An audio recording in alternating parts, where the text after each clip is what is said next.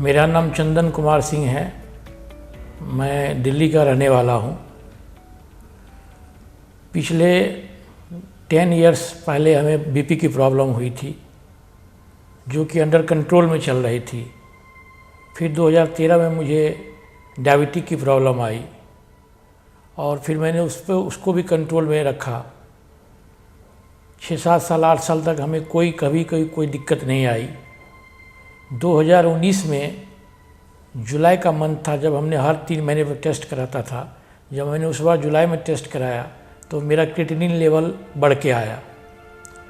मैंने इमीडिएट दिल्ली के एक बड़े हॉस्पिटल में डॉक्टर से कंसल्ट किया, उनको दिखाया, सारा टेस्ट हुआ और फिर वहाँ से हमारा ट्रीटमेंट शुरू हो गया।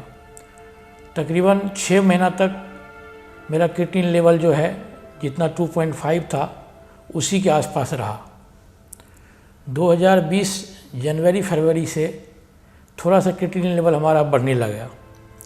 उसी समय हमारे देश में एक महामारी आई, कोविड-19, जिसके वजह से सारे हॉस्पिटल्स के डॉक्टर भी पेशेंट को जल्दी नहीं देखते थे और उस दौरान हम लोग भी बचते थे घर से निकलने के लिए, जिसके वजह से मेरा क्रिएटिनिन लेवल धीरे धीरे बढ़ता चला गया।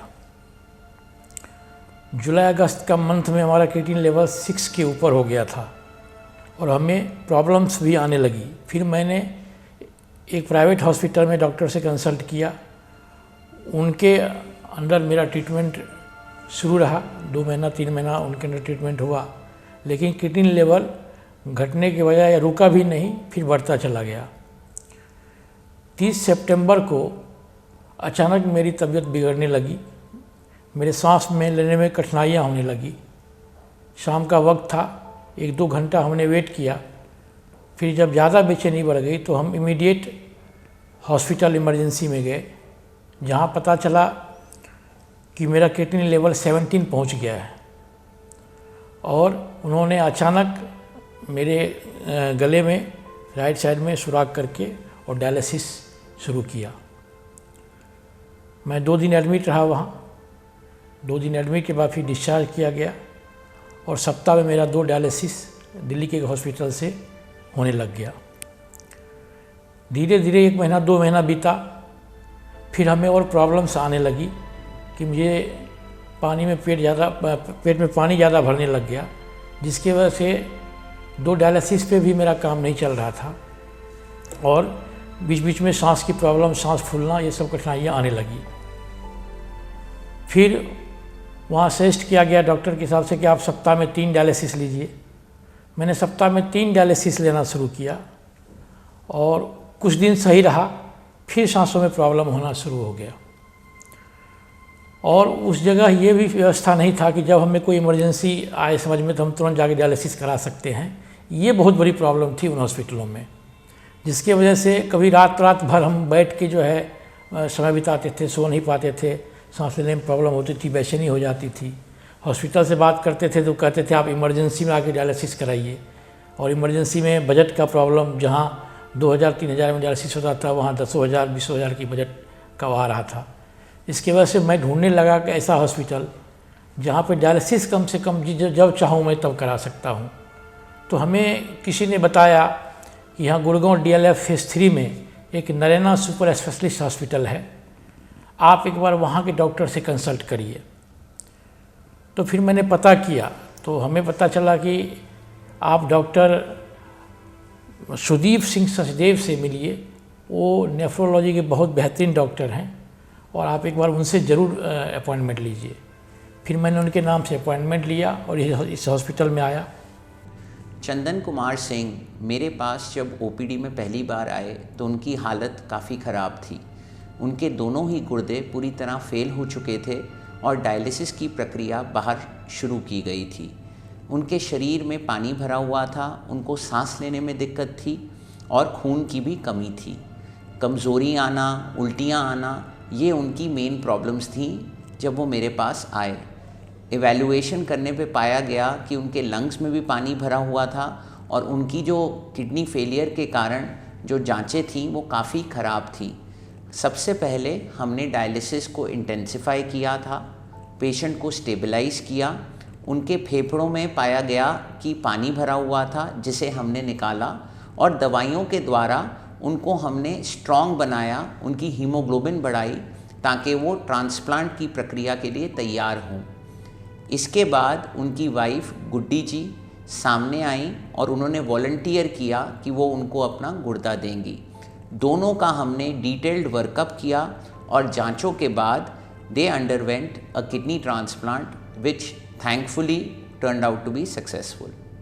पहले थोड़ा मुझे डर लग रहा था कि पता नहीं क्या होगा नहीं होगा, लेकिन जब हम ऑपरेशन थिएटर में गए उसके बाद हमें कुछ पता नहीं चला कब ऑपरेशन हुआ क्या हुआ, और शाम को जब मैं होश आया तो हम बिल्कुल कंफर्टेबल थे।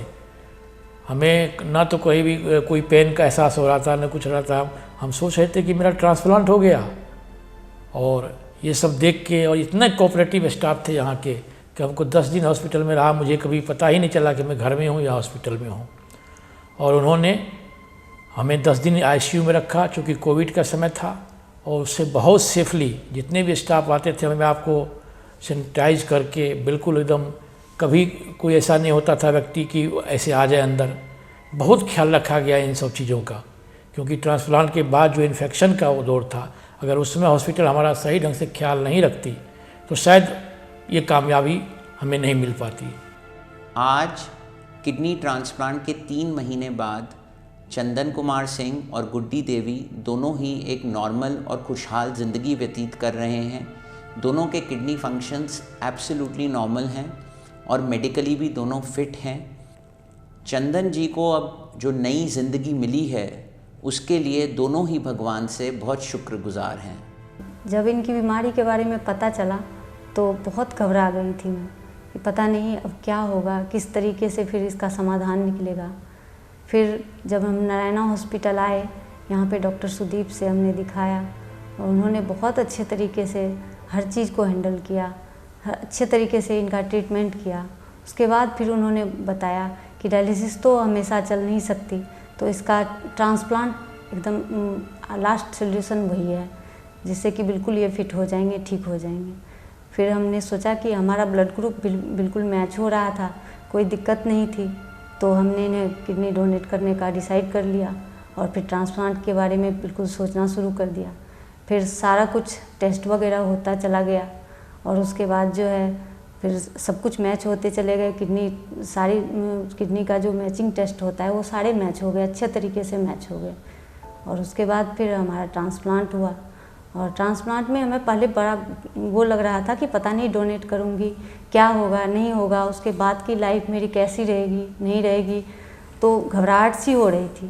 पर डॉक्टर्स ने हमें बहुत अच्छे तरीके से हर चीज़ बताया कि आपकी लाइफ में कोई बदलाव नहीं आएगा, आप बहुत अच्छे तरीके से आप फिर पहले की तरह आप जी सकते हैं, आपको कोई प्रॉब्लम नहीं होगी।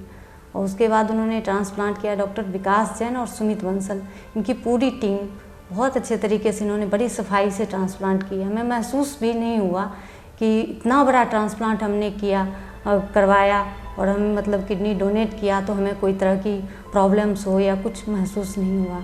एक दिन हमें आईसीयू में रखा गया, उसके बाद फिर हम वार्ड में चले आए और यहाँ के जो स्टाफ्स वगैरह थे इतने अच्छे थे, इतने अच्छे तरीके से हमारी केयर की, बिल्कुल हाथों हाथ रखा, मतलब कहीं भी हमें महसूस नहीं हुआ कि हम घर में नहीं हैं, बिल्कुल घर की तरह हमारे साथ ट्रीट किया गया। मैं ये सोचती हूँ कि जो भी अगर इस सिचुएशन में हैं, किडनी की बीमारी से जूझ रहे हैं और अगर उनके पास डोनर है तो डोनर कभी घबराएं नहीं, वो आराम से किडनी डोनेट करें, क्योंकि मैं बिल्कुल फिट हूँ। मुझे कोई कुछ भी महसूस नहीं हो रहा है कि मैं पहले कैसी थी और अब कैसी हूँ, बिल्कुल पहले की तरह सब कुछ हो रहा है। एक आध हफ्ते दवाई चली, उसके बाद फिर मेडिसिन की भी मुझे ज़रूरत नहीं है। उन्होंने बोला बस आप आराम से रह सकते हो, नॉर्मल लाइफ जी सकते हो, कोई टेंशन नहीं है, कोई प्रॉब्लम नहीं है। मैं बिल्कुल फिट हूँ, मेरे हस्बैंड भी बिल्कुल फिट हैं, इन्हें भी कोई प्रॉब्लम नहीं है।